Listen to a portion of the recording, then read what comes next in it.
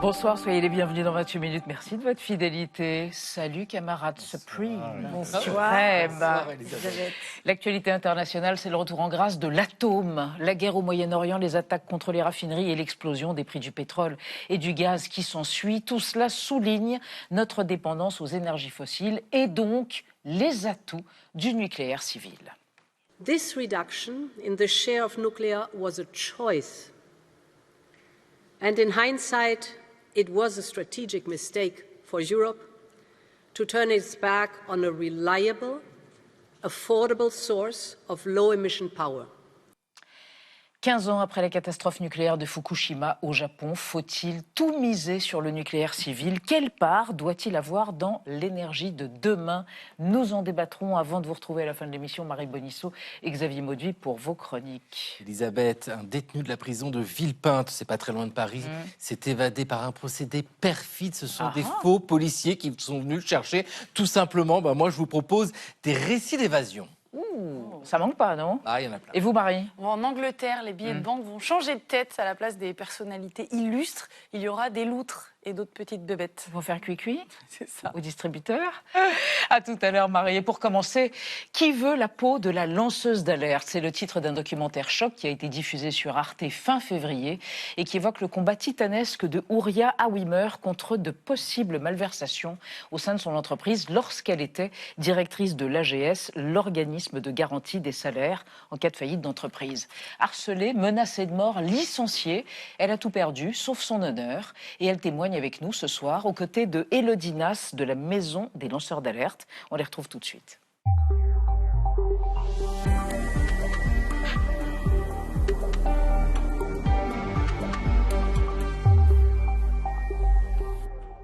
Vous voici donc toutes les deux. Ouria Aouimer, bonsoir, ancienne directrice du régime de garantie des salariés, l'AGS, et à côté de vous, Élodie Nas, déléguée générale de la Maison des lanceurs d'alerte. Bonsoir. Je vous présente Anand Ndiaye et Benjamin Sportouche. Ouria Aouimer, comment allez-vous? C'est une question simple, mais les gens qui ont vu le documentaire qui vous est consacré, qui a été diffusé fin février, doivent bien se la poser. Relativement bien. Je suis bien entourée. Vous êtes soutenue, entourée? Soutenue, entourée, c'est essentiel. Très bien. Quand on traverse la tempête que je traverse depuis maintenant 2019. On vous retrouve juste après votre profil réalisé par Gaël Legras. Ouria Aouimer. Comment tenir lorsque l'on tente de dénoncer des malversations financières au sein de l'institution que l'on dirige et que l'on est menacé et harcelé? Pour répondre à cette question, vous avez le profil idéal.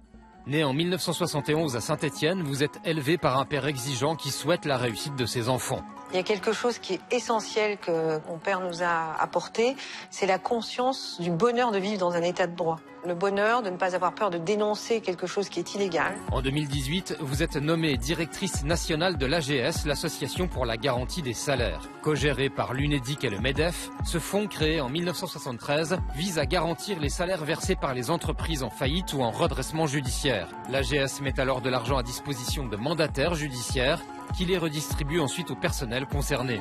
Dès votre prise de fonction, vous avez des doutes sur de possibles détournements financiers et vous demandez un audit.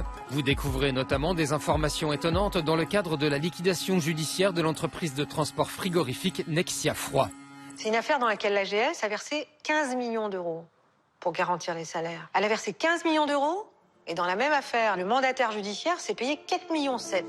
À la même époque, vous constatez qu'en tout 7,5 milliards d'euros sont classés en perte à l'AGS, donc sans trace de ce qu'ils sont devenus. Vous êtes alors menacé, lettres anonymes, tags sur votre porte d'entrée, boîte aux lettres vandalisée. Cela ne vous empêche pas de déposer une plainte pour faire la lumière sur ces 7,5 milliards volatilisés. Mais en 2023, vous êtes licencié pour faute lourde par l'UNEDIC. Depuis, la Maison des lanceurs d'alerte et la Défenseuse des droits vous ont reconnu le statut de lanceuse d'alerte. L'association de lutte contre la corruption Anticor vous a aussi remis son prix éthique en 2025. N'ayez pas peur, ne laissez pas la négativité et la violence de vos persécuteurs avoir un quelconque pouvoir sur vous. Gardez la tête haute et continuez à avancer avec confiance. Aujourd'hui, le feuilleton judiciaire est toujours en cours. Dans le documentaire qui vous est consacré, vous déclarez « Un soldat n'arrête pas en pleine bataille et je suis dans la bataille ». Je vous entendais respirer fort. Ça vous émeut quand vous voyez... ça vous... Ça réveille effectivement ce que j'ai retenu longtemps avant cette reconnaissance par anticorps, c'est-à-dire la souffrance, toute la souffrance et la violence qu'on reçoit quand on est humilié par un licenciement de la honte pour avoir dénoncé des détournements d'argent qui étaient destinés à des salariés. Vous évoquez Ouria Wimmer Anticorps, organisme de lutte contre la corruption, qui considère que vous êtes une lanceuse d'alerte. C'est le cas, Élodie Nas, de la Maison des lanceurs d'alerte. C'est le cas aussi du Défenseur des droits. Mais comment se fait-il que ce statut lui soit refusé par la justice? C'est incompréhensible. Alors malheureusement, c'est le cas dans beaucoup de situations de lanceurs d'alerte que l'on accompagne aujourd'hui à la Maison des lanceurs d'alerte. Nous faisons ce travail d'analyse de la situation, de voir si le dossier, le signalement qui nous arrive correspond à la loi. Le défenseur des droits va aussi certifier des statuts de lanceurs d'alerte. Et malheureusement, c'est le cas dans l'affaire de Ouria Wimmer, mais c'est le cas aussi pour d'autres lanceurs d'alerte, c'est que face à elles et eux, on a une armada d'avocats qui vont travailler pour le cadre de l'employeur. Ouais. Et donc, c'est difficile de se retrouver seul, en situation financière et psychologique difficile, et de prouver en fait que l'on est lanceur d'alerte, puisque les avocats de l'employeur vont essayer d'instiller le doute sur le fait que les faits soient réels, qu'il y ait vraiment une alerte, et aussi sur le fait que les représailles. Dans le cas de Ouria Wimmer, c'est le licenciement pour faute lourde, que cette représaille soit liée au lancement de l'alerte. Ce qui vous fait dire, au fond, c'est la lutte du pot de terre contre le pot de fer. Oui, c'est tout à fait ça. Et c'est violemment asymétrique. C'est violemment asymétrique, c'est violent parce que effectivement ce licenciement que je qualifie de la honte est quand même dans la hiérarchie de la graduation des sanctions disciplinaires pour un salarié. Mais il n'y a pas que le licenciement, pardon, mais vous avez été harcelé, menacé de mort. Oui, il vous est arrivé des choses ineffables. Tout à fait, et encore tout récemment. Traumatisantes. Absolument. Mais j'ai envie de dire que je crois que j'ai toujours été prête à assumer, tout en gérant, avec le sentiment de maîtriser ces risques-là, en collaborant avec la police et la justice. Ça faisait partie du lot de ce que j'ai accepté avec ces alertes. Dans cet exercice républicain, de vigie de la République. Oui, vous dites, je préfère être vigie même de la République que lanceuse d'alerte. Oui, absolument, je préfère cette terminologie, effectivement, au service de l'intérêt général. Le licenciement de la honte, pour moi, le licenciement pour faute lourde, très clairement, mais difficilement acceptable. Et à un moment donné où vous avez voulu arrêter, c'était trop dur ou pas? Ou jamais vous n'avez été découragé? Parce qu'on voit votre fils, par exemple, dans le documentaire qui témoigne, c'est-à-dire que même votre famille a été embarquée dans ce tourbillon. Oui, c'est vrai. La famille a été embarquée dans ce tourbillon. Ils sont autour de moi et solidaires, comme moi, solidaires. Je n'ai jamais songé en fait à arrêter. À partir du moment où j'ai commencé à ouvrir le capot et à alerter hiérarchie puis justice, mon seul objectif était d'arriver au bout. Pour sortir aussi l'institution et donc en réalité à la fois fermer les... assainir l'institution. Assainir et effectivement stopper ces situations de potentielle fuite. Et fuite d'argent. Fuite d'argent, effectivement, de l'argent. Dans mon cas, effectivement, c'est de l'argent qui est destiné aux salariés et qu'aux salariés. On va évoquer avec vous deux et avec Anna un cas. C'était en 2023, la Cour européenne des droits de l'homme a accordé le statut de lanceur d'alerte à un Français qui a contribué au Luxembourg Leaks et il s'est battu pendant des années. Oui, Raphaël Allais aura dû attendre 8 longues années pour être enfin reconnu lanceur d'alerte. Je rappelle les faits, en 2012, il est employé du cabinet de conseil PricewaterhouseCoopers au Luxembourg. Il découvre un système bien rodé d'évasion fiscale entre le gouvernement et des multinationales. Il décide de révéler ces informations à un journaliste de Cash Investigation, Édouard Perrin. Donc c'est le début de l'affaire des Luxembourg Leaks. En 2017, Raphaël Allais est condamné en première instance par la justice du Luxembourg à 9 mois de prison avec sursis et une amende de 1 000 € pour avoir fait fuiter des milliers de documents confidentiels. Et il est bien sûr immédiatement licencié. Mais le 14 février 2023, retournement de situation, la Cour européenne des droits de l'homme lui donne raison. Il est officiellement reconnu lanceur d'alerte. Le Luxembourg, lui, est condamné pour violation de liberté d'expression et a dû lui verser 15 000 € pour dommages moraux et 40 000 € pour frais d'avocat. Est-ce que pour vous, Ouria Wimmer, c'est la suite logique, c'est l'objectif, la Cour européenne des droits de l'homme, pour espérer obtenir ce statut de lanceuse d'alerte? Alors, la Cour européenne des droits de l'homme, c'est effectivement une perspective que j'ai en tête, mais je vous avoue que la suite logique pour moi, parce que je garde confiance dans les institutions françaises d'abord et notre justice, je garde l'espoir que la justice française soit au rendez-vous, pour moi, mais pas que pour moi, pour tous les lanceurs d'alerte d'aujourd'hui et de demain, de manière à ce que plus aucun salarié qui se trouve dans la situation qui est la nôtre, lanceur d'alerte, n'ait à subir finalement ce qu'on n'attend pas. Les institutions judiciaires, on les attend à nos côtés, mobilisées pour protéger ceux qui dénoncent de graves dysfonctionnements et pas inconsciemment, très certainement, au secours de procédures qui en réalité n'ont pour seul objectif que de nous faire taire. Pourquoi la justice a renoncé à enquêter sur les faits qui ont été dénoncés par Houriya Houimer? Est-ce que c'est faute de moyens ou parce qu'il est question de mandataire judiciaire? Difficile de... voilà, l'affaire est en cours, donc c'est difficile de pouvoir s'exprimer là-dessus. En tout cas, ce que nous, on constate aussi, pour faire le lien avec ce qui a été dit juste avant, c'est que la majorité, si ce n'est vraiment presque la totalité des lanceurs et des lanceuses d'alerte qu'on accompagne au quotidien se trouve face à dans des parcours judiciaires qui prennent souvent une décennie. Ils dénoncent des faits qui sont gravissimes. Là, on parle quand même de plus de 7 milliards d'euros voilà, d'argent public. Évaporé. Mais on a aussi des cas de lanceurs d'alerte qui dénoncent des cas de maltraitance institutionnelle, des cas voilà, de violences policières, de risques sanitaires, de risques environnementaux.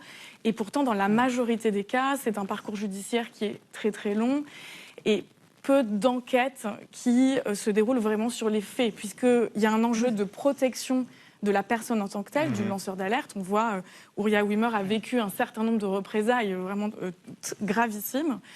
Et puis, il y a les faits. Effectivement, il y a l'enquête. Où sont passés ces 7 milliards? Est-ce qu'on va les retrouver? Est-ce que les responsables de ce détournement vont être sanctionnés? Si c'était à refaire, vous le referiez parce que vous avez été diabolisé, licencié donc de manière indigne. Vous n'avez pas de regrets? Aucun regret, je referai tout ce que j'ai fait. Mon seul regret, c'est ce que vit un lanceur d'alerte, ce parcours du combattant, et ce sont effectivement les représailles, parfois les absences institutionnelles ou les insuffisances institutionnelles. Mais je referai tout. Tout. À l'identique. On a vu une image de vous... vous mariant avec dans la voiture un garde du corps pour vous protéger. C'est quand même pas rien, quoi. De vivre avec la peur. De vivre avec la peur et de vivre des choses qui sont censées être les plus élémentaires dans une vie normale, dans des conditions qu'on n'imagine pas dans notre pays, République française, qu'on n'imagine pas dans une démocratie comme la nôtre. Merci à toutes les deux, Élodie Nas et Houriya Houimer, héroïne de ce documentaire diffusé sur cette excellente plateforme qui est arte.tv. Et documentaire, donc, Qui veut la peau de la lanceuse d'alerte? Il est visible jusqu'au 18 juin 2026, je crois. Merci infiniment.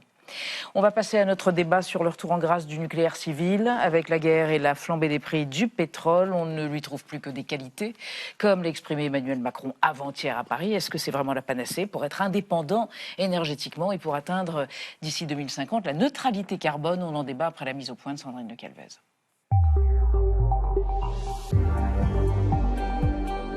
Emmanuel Macron en VRP de l'atome cet après-midi, avec un conseil national nucléaire en Normandie et une visite du chantier de la centrale de Penly. 2 réacteurs EPR y seront construits, une priorité pour le chef de l'État, sur fond de guerre au Moyen-Orient et de dérèglement climatique. Parce qu'on sait qu'on n'arrivera pas à gagner la bataille du climat, de la compétitivité et de la souveraineté sans le nucléaire.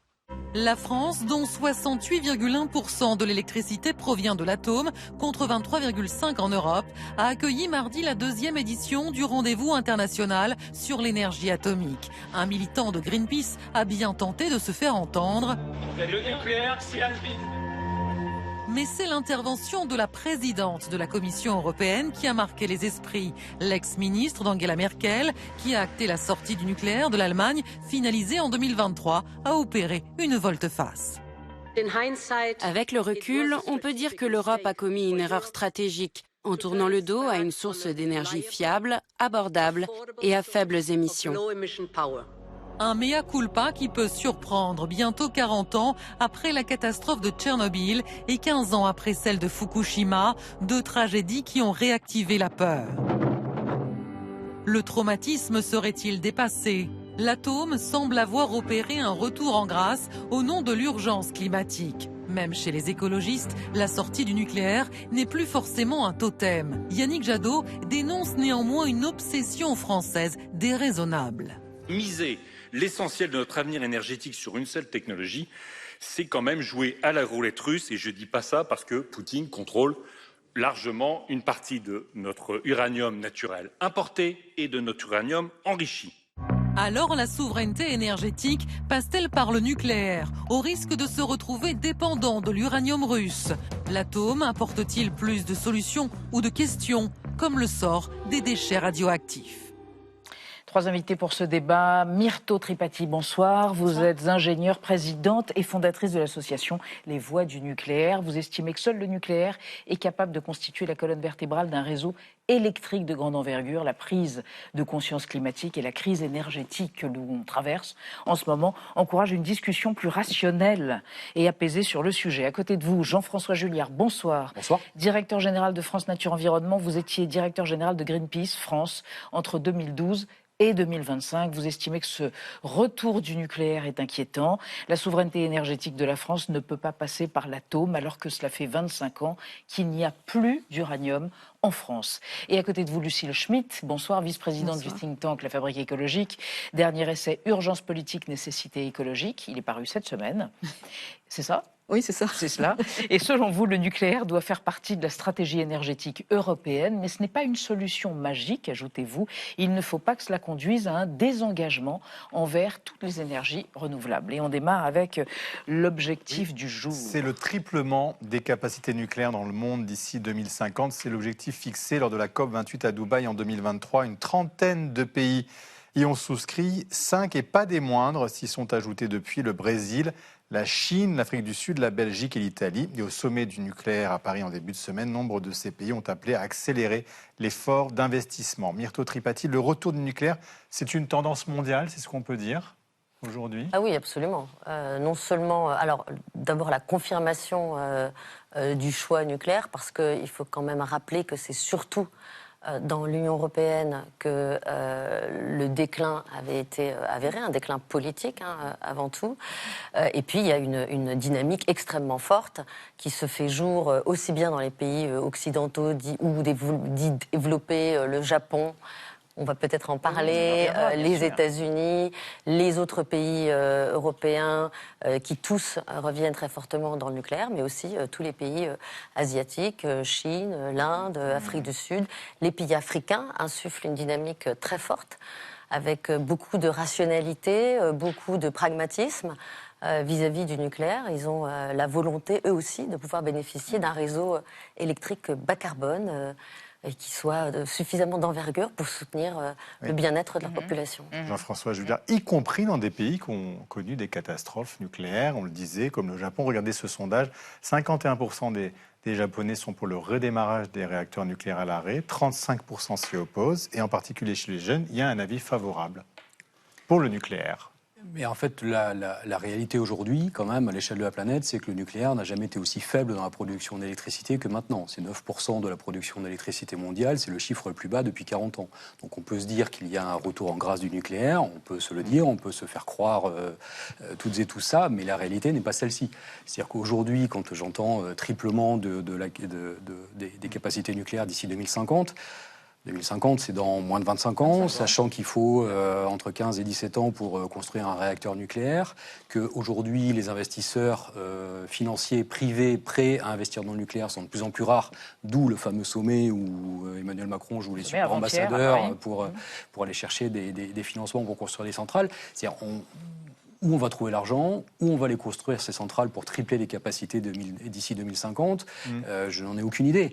Et quant aux chiffres, y compris au Japon, dès lors qu'on va commencer à poser la question sérieusement de est-ce que vous êtes prêt à avoir une centrale nucléaire à côté de chez vous, je suis sûr que l'acceptation sociale, comme on dit, de la construction des centrales va être très différente. Donc aujourd'hui, on entend effectivement des responsables politiques dire que le nucléaire fait son retour en grâce. Pour l'instant, les chiffres démontrent ça, et moi, je n'ai pas vu encore l'ombre du démarrage de ça. C'est un vœu et c'est un objectif et une ambition. Mais Lucie Schmitt, cette ambition, elle est favorisée par le contexte géopolitique. Et c'est peut-être ça qui convainc aujourd'hui les opinions. C'est-à-dire qu'on veut une souveraineté énergétique pour payer moins cher parce qu'on a vu qu'on était dépendant d'autres pays, et notamment de la Russie, dont on ne veut plus l'être. Ce qui est intéressant, effectivement, c'est que le contexte géopolitique montre la dépendance par rapport aux hydrocarbures et montre que depuis le temps qu'on parle de transition énergétique, en fait, on ne l'a pas réalisé. C'est-à-dire que, par exemple, en France, on reste à plus de 60% de la consommation énergétique qui est assurée par l'importation d'hydrocarbures. C'est 58 milliards d'euros par an, effectivement. Ce qui est intéressant, c'est que le rapport Pisani-Ferry disait qu'il fallait trouver à peu près 60 milliards d'euros par an pour financer la transition écologique. Et quand on fait le rapport, on se dit, là, il y a quelque chose qui devrait être de l'ordre du vase communicant. Mais par rapport à ce que vous dites, je crois qu'il faut rappeler une chose, c'est que ne plus dépendre des hydrocarbures, c'est pas seulement se précipiter sur le nucléaire, c'est évidemment relancer de la production nucléaire lorsqu'on est déjà assez bien doté. Je voudrais insister sur une chose, c'est que vous parlez de l'Afrique. Il y a aujourd'hui une seule centrale nucléaire en Afrique du Sud. Il y a des velléités, mais encore faudrait-il maîtriser la technologie. Ce qui est important sur le nucléaire, c'est qu'il faut à la fois avoir le minerai, l'uranium, et la question de la technologie est un deuxième point. Donc comment est-ce qu'on fait pour avoir à la fois le minerai? Là, c'est un problème pour les pays européens qui n'ont pas d'uranium. Certains pays africains en ont et n'ont pas la technologie. Avec qui vont-ils construire des centrales nucléaires? Sans doute avec la Chine. Et il y a un point qui me semble essentiel, c'est que si on veut sortir de la dépendance, il faut aussi faire du renouvelable. Alors, je ne dis pas ça parce que je suis ni ou oui. Je dis ça parce que c'est tout simplement une nécessité. Il faut à tout prix concilier renouvelable et nucléaire. Pourquoi? Parce que, comme ça a été rappelé par Jean-François Juliard, lorsqu'on construit un réacteur, une centrale nucléaire, ça met très longtemps. Donc vous êtes vous, énergie libre. Moi, je suis en même temps. Parce que je suis aussi pour la sobriété. C'est-à-dire que je pense que la question des économies d'énergie est un sujet fondamental qui, de longue date, a été prévu à l'échelle européenne. Et je dirais que si je dois faire une hiérarchie entre les je dirais sobriété, ENR et nucléaire. Oui, moi je l'Allemagne. Conteste un petit peu alors je conteste pas la terminologie de retour en grâce, parce que effectivement les opinions publiques sont très allantes et poussent très fortement dans ce sens-là, mais c'est plutôt un retour à l'évidence en fait. On ne parle pas d'une vision ou d'un espoir. Là, on a 40 ans de parc nucléaire français dont on commence à reconnaître les éléments, la réalité des faits, l'efficacité de ce qui a été démontré. Donc on ne fait que reconnaître un état de fait et acter le fait, à contrario, que 30 ans de politique énergétique où on a raconté une histoire, on a dit qu'on allait décarboner, c'est pas ce qu'on a fait. On a cherché à remplacer l'énergie la plus bas carbone, qui est le nucléaire, par d'autres énergies bas carbone, qui étaient les renouvelables, plutôt que de s'attaquer aux fossiles. Donc on a menti, il faut le dire. On a menti et ça s'est relativement bien passé parce qu'en France, on avait un socle nucléaire qu'on a su maintenir et qu'on était des pays prospères. Mais quand on est confronté à la réalité et au contexte géopolitique et international, forcément, forcé de reconnaître ce qui marche et ce qui ne marche pas. On va évoquer ce qui s'est passé en Allemagne en 2011 et l'annonce majeure de la chancelière allemande Angela Merkel, vous vous en souvenez évidemment, à propos de la sortie du nucléaire d'ici 2022. Donc on était en 11 après la catastrophe de Fukushima. Wir werden schrittweise bis Ende 2022 vollständig auf die Kernenergie verzichten. Und dieser Weg ist für Deutschland eine große Herausforderung, aber er bedeutet vor allen Dingen auch riesige Chancen für künftige Generationen. Und wir können als erste Industrienation, große Industrienation, eine solche Wende zu hocheffizienten und erneuerbaren Energien schaffen, mit all den Chancen, die für Exporte, für Entwicklungen, für Technologie, für Arbeitsplätze darin liegen. Jean-François Juliard, vous n'êtes pas pour le nucléaire, mais est-ce que vous vous acceptez de dire que dans ce cas-là, on est allé un peu trop loin et trop vite dans la position allemande, que finalement c'était un peu trop radical, un peu trop manichéen. Mais enfin, je comprends, on est sur Arte, on parle de la France et de l'Allemagne, mais il faut arrêter d'opposer les deux modèles en permanence sur cette question-là. C'est-à-dire, c'est pas l'un ou l'autre. Nous, on n'a jamais dit qu'il fallait viser le modèle allemand. Le modèle allemand, il pose d'infinis problèmes aussi. La décision de sortir du nucléaire de l'Allemagne en 2011, moi, je la comprends, je l'entends. Il faut aussi se replacer dans le contexte de cette époque-là. Mais la grande erreur de l'Allemagne a été de ne pas travailler sur la sortie du charbon et sur la sortie des énergies fossiles. Parce qu'on a sorti du nucléaire et ils ont ouvert des usines. Exactement. Et on se retrouve effectivement aujourd'hui avec un mix électrique, et c'est moi qui vais le dire, comme ça va aller plus vite, un mix électrique qui est plus émetteur de gaz à effet de serre en Allemagne qu'en France. Et c'est une réalité, personne ne conteste ça. Donc je ne dis pas du tout qu'il faut viser le modèle allemand. En revanche, viser un autre modèle que personne n'a encore inventé, je crois que c'est sérieusement possible et souhaitable. Et vous l'avez inventé, vous, ce modèle? Non, mais d'autres... Vous pouvez le conceptualiser, ce modèle? RTE l'a inventé, l'ADEME l'a inventé. RTE, filiale d'EDF, l'a inventé, l'ADEME l'a inventé. Donc arrêtons de croire que c'est une lubie d'écolos qui ne sont pas sérieux. Ce modèle 100%, laissez-moi terminer, ce modèle 100% renouvelable, il existe. RTE, qui est un organisme sérieux, vous ne pouvez pas les accuser d'être des idéologues, des idéologistes de l'écologie. Ils ont fait plusieurs scénarios, il y en a 6, Futur électrique 2050, qui vont de 100% nucléaire à 100% renouvelable. Tous ces scénarios ont leur point de force, leur point de faiblesse et tout ça. Mais technologiquement, tout ça est possible. Ce que je veux dire, c'est que c'est un choix de société avant tout. C'est pas un choix technologique aujourd'hui. On sait qu'on peut travailler sur un scénario 100% renouvelable à l'horizon 2050, qu'on peut aller dans cette direction-là. C'est pas une impasse technologique. Aujourd'hui, c'est un choix de société. Et moi, c'est vrai que pour la société dans laquelle je vis et le monde dans lequel je vis aussi, dès qu'on dézoome un peu de la France, j'ai plutôt envie de vivre avec des sites de production d'énergie renouvelable à côté de chez moi que des centrales nucléaires un peu partout. Voilà. Et je rappelle que dans le contexte du moment avec la guerre qui s'étend, il faut aussi se poser la question de la vulnérabilité des centrales nucléaires face au conflit qui s'étend. Il y a une centrale nucléaire en Iran qui est à portée de missiles américains. Il y a une centrale nucléaire aux Émirats Arabes Unis qui est à portée de... En Ukraine. Ou en Ukraine, à portée de frappe russe. Oui, non, moi je pense qu'il y a un sujet sur l'Allemagne et la France qui est le fait qu'il n'y a pas eu vraiment de construction d'un modèle européen énergétique, pour répondre à la question d'Elisabeth Quint, et que, en fait, entre le modèle allemand et le modèle français, il y a très peu de choses en commun, et que lorsqu'Ursula von der Leyen fait une ouverture sur le nucléaire, ce qui surprend parce qu'elle est allemande, c'est qu'en fait, elle dit d'une certaine manière, est-ce qu'on pourrait faire converger les modèles différents vers une politique européenne commune. Et pourquoi est-ce que... Moi, je voudrais insister sur un point sur l'Allemagne, c'est que le refus du nucléaire, qui a été extrêmement fort en 2011 par rapport à Fukushima, est aussi lié à un refus du nucléaire militaire. Là, on parle de militaire civil, mais la question du parapluie nucléaire américain, la question de... On envisage le nucléaire globalement. C'est une chose qui concerne la France, parce qu'en France, on a été habitué à penser à la dissuasion nucléaire, et du coup, on a moins peur du nucléaire civil.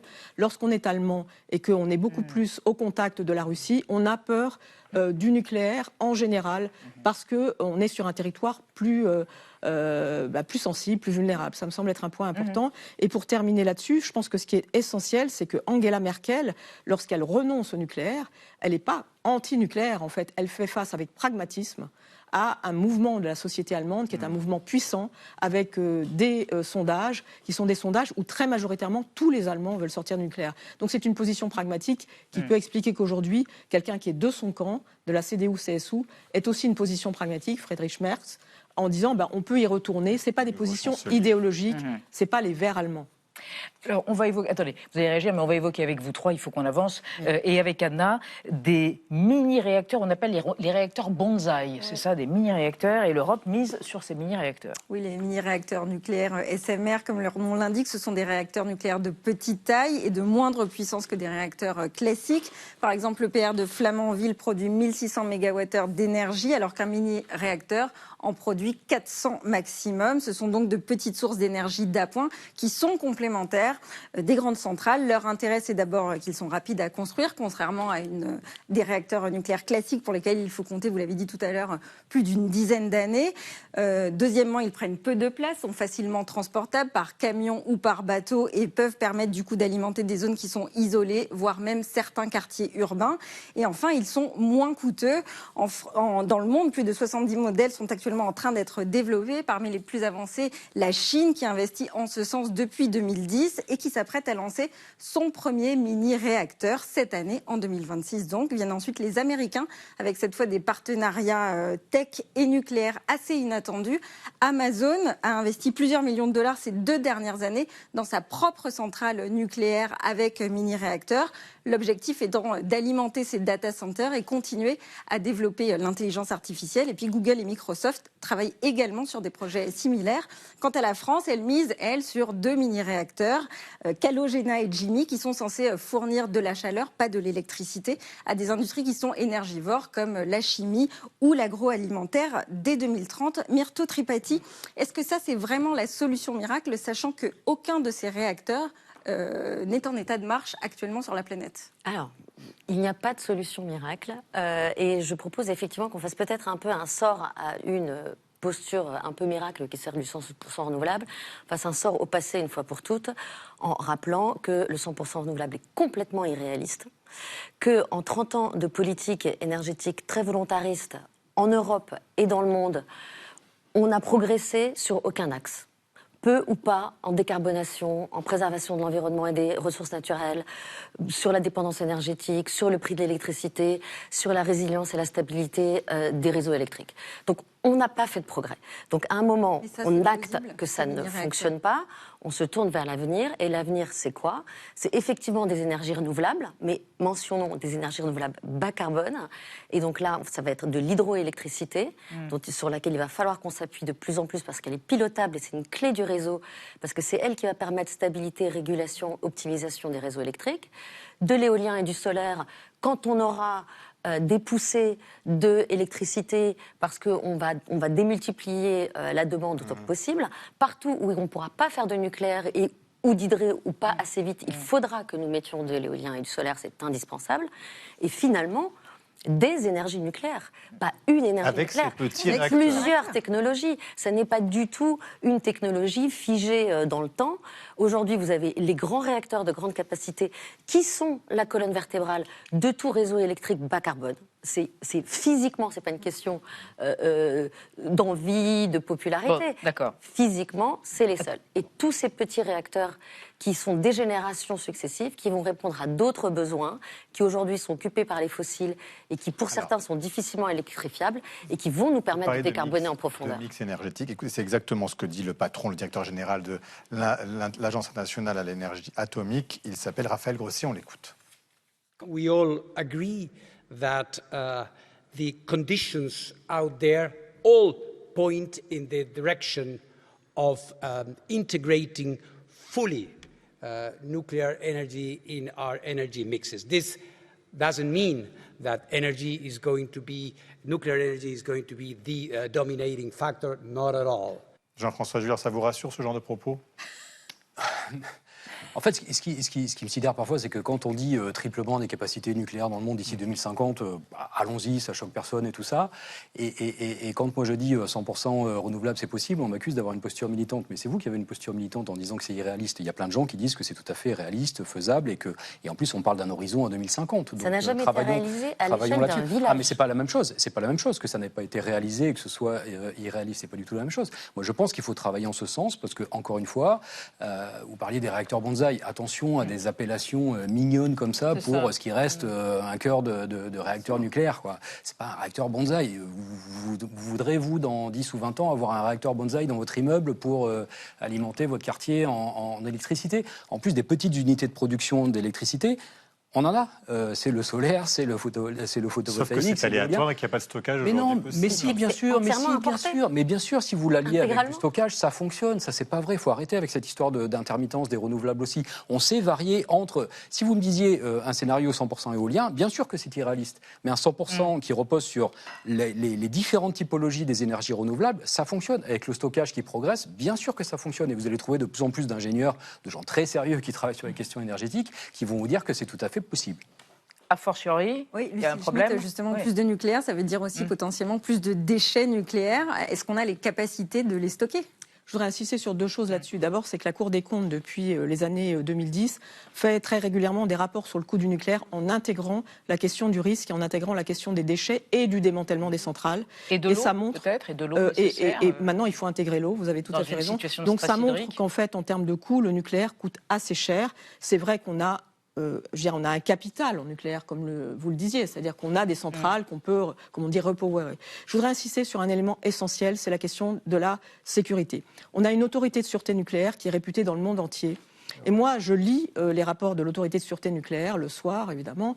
Mais ce qui est intéressant, c'est qu'elle a consacré tout un chapitre à la question des SMR, en disant ce qui est inquiétant sur ce sujet, c'est que les projets fleurissent, mais ce ne sont pas des acteurs habitués aux pratiques de sécurité d'EDF. Des partenaires. Et donc, il y a un enjeu sur les questions de sécurité, et il va falloir, elle dit, recruter en fait tout un service sur la question des SMR si on en a, parce que c'est des enjeux de sécurité très différents de ceux des EPR, donc des grosses centrales nucléaires et des réacteurs. Donc il y a un enjeu de sécurité important, et la dissémination du nucléaire, ça a toujours été un sujet. Je crois qu'il faut là-dessus quand même être clair. C'est là encore, vous le disiez, c'est pas de la pensée magique, mais encore moins les SMR. C'est pas parce que c'est petit que c'est magique. Myrto Tripati, il y a aussi un sujet tout de même pour le développement nucléaire, c'est l'uranium, c'est le combustible dont on a besoin. On est dans la dépendance vis-à-vis d'autres pays, notamment de la Russie. C'est ça qui peut être inquiétant, c'est-à-dire qu'on quitte une dépendance pour en aller vers une autre. Est-ce qu'il n'y a pas un risque là ? Alors, c'est très bien que vous posiez la question parce que moi, effectivement, ce que je regrette dans ce qui a été une décision populiste de la part de Angela Merkel en 2011, qui a suivi une désinformation massive, qui a associé les morts d'une catastrophe naturelle historique majeure à l'échelle de l'humanité, qui a été un tremblement de terre et un tsunami au Japon, avec un accident de centrale nucléaire qui n'a pas fait de mort. Donc on a un accident qui n'a pas fait de mort, qui conduit à la mise à l'arrêt. Fukushima évoque 2300 morts autour de Fukushima. Non, d'évacuer, et c'était les résultats et les conséquences de l'évacuation et de la peur. Sur l'uranium, mais sur absolument pas de l'accident lui-même. Non, mais c'est important. C'est important. C'est les morts de la catastrophe de Fukushima. Non. Sur l'uranium, Myrto Tripati. C'est important parce que aujourd'hui, on a fait ces choix-là et on s'est rendu compte que le bilan de tenter du technosolutionnisme ne fonctionne pas, y compris sur des questions de souveraineté, d'indépendance énergétique. Et aujourd'hui, en France, les gens comprennent que quand vous dépensez de l'argent sur le nucléaire, en fait, vous investissez sur vous-même. En France, on investit sur nous-mêmes quand on fait des dépenses en nucléaire, dans nos Sauf qu'on n'a pas de mine d'uranium, voilà la question. Et que 40% du l'uranium est en Russie. On va fermer le cycle en 2100. On l'aurait fermé bien avant si on n'avait pas fermé Superphénix il y a 40 ans, et puis ensuite, il y a 30 ans, et puis ensuite Astrid. On est capable de recycler quasiment intégralement le combustible et de faire du nucléaire une énergie circulaire. On sait recycler l'uranium, on a 1000 solutions. Nous n'avons plus de temps. Pour ne pas avoir s'inquiéter de cette problématique qui en réalité n'en est pas une. À tous les trois d'être venus et d'appuyer sur le champignon. On va rester dans l'actualité, mais vu par Xavier Mauduit et Marie Bonisson, on va évoquer l'évasion rocambolesque d'un jeune gangster de la prison de Villepinte et puis un billet doux dédié à la faune sauvage. La Banque d'Angleterre va orner ses bifetons d'animaux sauvages, comme le fait déjà d'ailleurs l'Écosse. Mais pour commencer, le mot vedette du jour, c'est red flag, l'expression des Jones, paraît-il, qui désigne ainsi une attitude à côté de la plaque dégueu où tue l'amour. C'est entendu. Ça s'appelle aussi des red flags, des drapeaux rouges. On va parler des red flags. Quels sont ces red flags qui doivent nous alerter? Qu'est-ce que ça veut dire? Exactement ce que ça dit. Merci de m'en dire un peu plus. Entendu. La vie secrète des mots vedettes. Red flag, du moyen anglais red, rouge, et flag, drapeau, désigne dans le sabir de la génération Z un signal d'alerte sur l'incompatibilité probable entre deux humains, voire un symbole de danger. Dans le contexte des nouvelles relations amoureuses aux polytribulations numériques, red flag s'emploie pour signaler une personne à fuir. Red flag, comme toxique ou problématique, fait partie du nouveau vocable amoureux du registre va des rétros. Une prof de Sorbonne qui lance au jour d'aujourd'hui, red flag. Un beau ténébreux arbore une quote de Jean d'Ormesson sur le pubis, red flag. Un Hidalgo en Gucci oublie sa carte black au moment de régaler au Plaza Athénée, red flag. Dans un monde où 360 millions de solitudes trompent l'ennui sur des applis de rencontres, #RedFlag cumule 6,4 milliards de vues sur la célèbre plateforme chinoise de vidéo, traduisant la préoccupation mondiale de se prémunir contre les relations foireuses et charriant un cortège d'influenceuses toujours dispo pour partager leur inexpérience. Depuis le Vietnam, l'US Air Force sait que si un pilote survit à ses 10 premières missions, ses chances de survie pour les suivantes augmentent considérablement. Pour simuler les 10 premiers combats, un lieutenant-colonel a ainsi créé en 1975 un exercice militaire où les gentils bleus affrontent les vilains rouges, d'où Red Flag qui est devenu symbole de danger. En guerre comme en amour, Red Flag est père de prudence, elle-même mère de toutes les vertus. Pour Bergson, la prudence en amour ne doit pas freiner l'inattendu. Pour Nietzsche, elle n'est que crainte qui obère la joie de vivre. Pour Aristote, elle permet de délibérer sur ce qui est bon et utile. Bref, il y a longtemps que le Red Flag a planté son drapeau. Il semblerait qu'il en sache quelque chose. Merci Thibaut Nolte. Marie Bonisseau, Xavier Bauduit, lors de vos chroniques, est arrivé. Alors, il s'appelle Xavier Ilias Kerbouche. C'était un détenu de la prison de Villepinte, près de Paris. Il était surnommé Ganito, c'est ça? Et il s'est évadé avec l'aide de faux policiers, 2 faux policiers. Eh oui. Et vous avez une vraie histoire. Ah ben allons-y, une vraie histoire d'évasion, Elisabeth. Le 20 décembre 1815, le comte de La Valette s'évade de la conciergerie, à la fois tribunal et prison à Paris. C'est une évasion qui a fortement marqué les esprits. La Valette, il était directeur général des postes sous l'Empire. Il avait épousé une nièce de l'impératrice Joséphine. Vous voyez, il était proche de Napoléon. Sauf que voilà, Waterloo, Marne-Plaine et la chute de Napoléon, 18 juin 1815, il est arrêté et condamné à mort. Mais la veille de son exécution, son épouse, sa fille, lui rendent visite dans sa cellule pour partager un dernier repas. Et c'est là que le plan d'évasion est activé. Il échange ses vêtements avec ceux de son épouse et c'est lui qui sort habillé en femme et il s'évade, il arrive jusqu'en Belgique. Bon bah la pauvre Madame La Valette, elle reste en prison. Évidemment, elle est condamnée à 1 mois. Il en parle dans ses mémoires, il ne peut pas faire autrement. Tout le monde attend ça parce que c'est une histoire qu'on répète sans cesse. Ça plaît énorme. Ah oui, Monte Cristo. Hein, oui, voilà. c'est ça. Ah bah voilà. Alors, ça plaît depuis longtemps. Oui, c'est vraiment au XVIIIe siècle en fait que vous avez ce succès du récit d'évasion. Ça devient un genre et vous en avez plein. L'abbé Bucquois qui a été prisonnier à la Bastille, puisqu'il avait condamné le despotisme, il raconte son évasion, gros succès. Mais la vedette du moment, c'est Latude, incroyable Latude. Ah, c'est un homme, lui, qui a été embastillé, lui aussi, parce que une histoire assez sombre de complot autour de Madame de Pompadour, sauf qu'il s'évade à plusieurs reprises. Et une évasion est restée célèbre avec une échelle qu'il a réussi à fabriquer avec des bouts de tissu, du bois, cette échelle. D'ailleurs, nous l'avons encore, elle est visible au musée Carnavalet à Paris. Et ça nous crée des tas de récits d'évasion qui correspondent en fait à l'esprit des Lumières. Vous voyez, la quête de la liberté, la condamnation du despotisme au moment où une simple lettre de cachet peut vous conduire à la Bastille sans procès. Et quand il y a un procès, faut rappeler, c'est que la sanction, c'est la mort, les galères, une amende. C'est pas la prison. La prison, c'est un temps transitoire en attendant la sanction. Donc on a envie de s'évader et dès lors, ça nous donne des récits édifiant. Vous avez des recueils d'évasion, on va en puiser des exemples loin dans l'Antiquité, parce que c'est ça, c'est la quête de la liberté face à l'injustice. Et dès lors, vous comprenez que ça ne viendrait à ce moment-là à l'idée de personne de présenter un criminel qui s'évade de manière positive. C'est impossible. Et d'ailleurs, la censure-veille, elle ne l'accepterait pas, ce serait tendu, et ça créerait détention, donc détenu correct exigé. Oui, en un mot. Voilà. Bravo, Mauduit. Chère Marie, au Royaume-Uni, adieu les grands hommes, semble-t-il. En tout cas, sur les billets de banque, place aux animaux sauvages. Oui, c'est une révolution monétaire. It's a cash revolution. Je sais pas comment on dit. Alors, ça a commencé cet été. Les citoyens britanniques ont été consultés par la Banque d'Angleterre. Ce pays est merveilleux. Qui est dirigée par cette dame, Victoria Cleland, qui se balade, regardez, toujours avec une liasse de billets dans la main, ce qui est très pratique pour s'éventer, puisque c'est son métier. Elle a proposé donc aux Anglais de choisir le thème de la prochaine série de billets de banque. En fait, les billets sont régulièrement changés, on les redessine pour essayer de lutter contre les contrefaçons. En l'occurrence, actuellement, sur les billets au Royaume-Uni, il y a Churchill sur le billet de 5 livres sterling, Jane Austen, la romancière, il y a Turner, le peintre des tempêtes, et Alan Turing, le décodeur de nazis. Alors, soit on continuait avec cette idée de Britanniques célèbres et morts, c'est la condition, donc qui sont sur les billets depuis plus de 50 ans, soit on enlevait les humains au profit de, par exemple, la nature, avec un grand N, ou des monuments célèbres, ou des symboles culturels anglais. Non. Ils ont proposé ça mais oui, comme le cricket ou la saucisse purée, ou une série d'inventions britanniques, etc.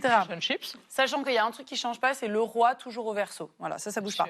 Donc le peuple a parlé et a choisi le thème de la nature, la faune, la flore, avec ça c'est le premier choix. Maintenant, il y a un comité de sélection avec dedans des réalisateurs de documentaires animaliers. Attenborough, peut-être. Non, lui, il n'y est pas, mais il y en a plein d'autres. Ils vont faire une liste d'animaux sauvages. Oui. Alors, on a dit animaux sauvages, hein, pas des corgis. Non, il n'y aura pas de petits chiens domestiques. Le chien de la reine. Non, il n'y aura pas le chien de la reine. Que des animaux sauvages. Et dans cette liste, l'été prochain, les Anglais vont rechoisir leurs animaux préférés. Voilà. T'as un référendum? Voilà. Non, mais c'est une très démocratique leur billet. Alors, c'est pas mal de payer maintenant avec des bébêtes, a remarqué la BBC, parce que c'est un petit peu moins polémique que les héros. Par exemple, quand, comme en 2013, il n'y a pas d'héroïne sur les billets, à l'époque, il y avait 0 femme sur les livres sterling, et bien évidemment, il y a des députées anglaises qui sont venues râler, et on les comprend, ça avait fait polémique. Là, si on a des grenouilles rousses, la chauve-souris à moustache et la musaraigne pygmée, il y aura moins de débats, conclut la BBC. Quoique, elle rappelle quand même que quand le rouge-gorge a été élu oiseau préféré des Britanniques, certains ont fait la tronche, tout est politique. Mais de toute façon, on a le temps, puisque le temps de choisir, de les dessiner, de les faire imprimer, bref, ce sera dans quelques années. On peut quand même se réjouir d'avoir échappé à l'idée de certains Britanniques, rares mais qu'on a pu entendre, qui proposaient qu'on dessine des smartphones sur les billets de banque anglais parce qu'ils ont dit, ils ont raison, aujourd'hui les gens payent avec leur smartphone, aujourd'hui faisons des téléphones. Le cash, c'est 12% des transactions faites en Angleterre actuellement. Seulement, oui, mais 12% de musaraignes, c'est important. C'est important, on veut les voir. Musa règne, elle règne. Merci Marie. Demain, Das Club avec Herr Daly à 20h05. Et nous, on se retrouve lundi, Liebchen. Tchuss.